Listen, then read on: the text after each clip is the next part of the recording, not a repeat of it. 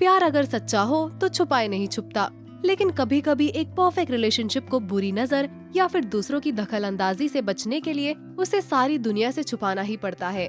शायद यही कारण था अभिषेक बच्चन और रानी मुखर्जी का अपने रिश्ते को छुपाने का। अभिषेक बच्चन और रानी मुखर्जी ने 2001 में मूवी बस इतना सा ख्वाब है से ही दर्शकों के दिल में जगह बनाना शुरू कर लिया था। उस वक्त वो दोनों केवल को स्टार्स ही थे। अभिषेक फैंस के नजरों में सिंगल तो थे, लेकिन सच तो ये था कि उस समय अभिषेक डेट कर रहे थे करिश्मा कपूर को। करिश्मा और अभिषेक पहली बार मिले थे 1997 में श्वेता बच्चन और निखिल नंदा की शादी में। It was love at first sight.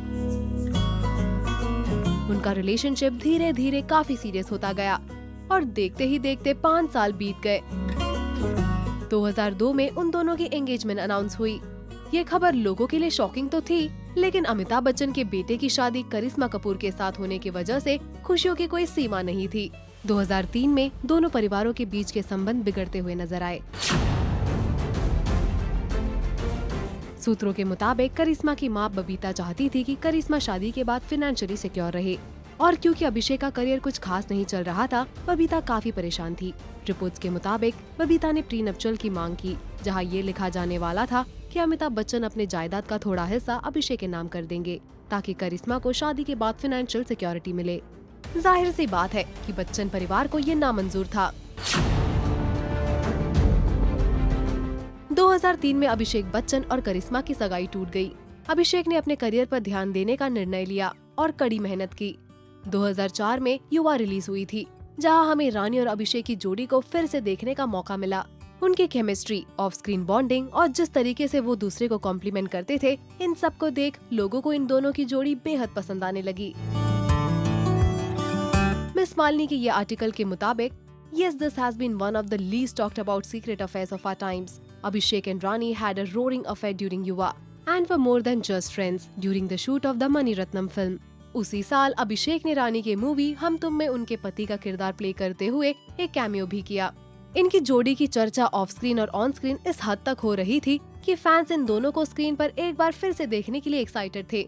2004 में रानी और अभिषेक ने एक और हिट मूवी दी, बंटी और बबली, जिसमें उनकी केमिस्ट्री और उभरते हुए नजर आई। लेकिन मौसम इनके लाइफ में बदलता हुआ दिखाई दिया।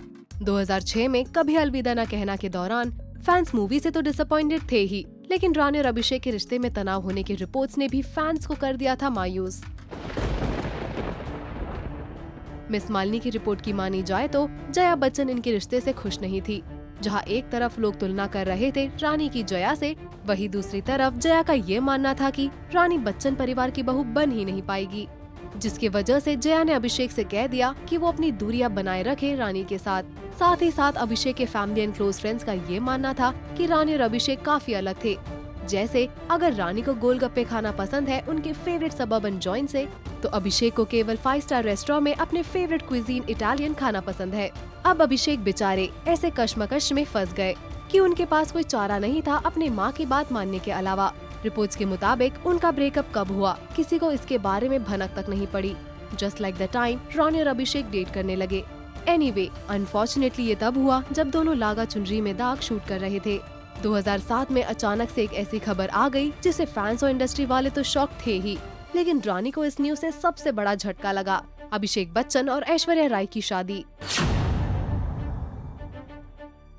शादी के बाद रानी और अभिषेक ने अपने प्रोफेशनल कमिटमेंट्स को ज्यादा अहमियत देते हुए लागा चुनरी में दाग की शूटिंग कंप्लीट कर दी और फिर दोनों अपने अपने रास्ते हमेशा के लिए निकल गए।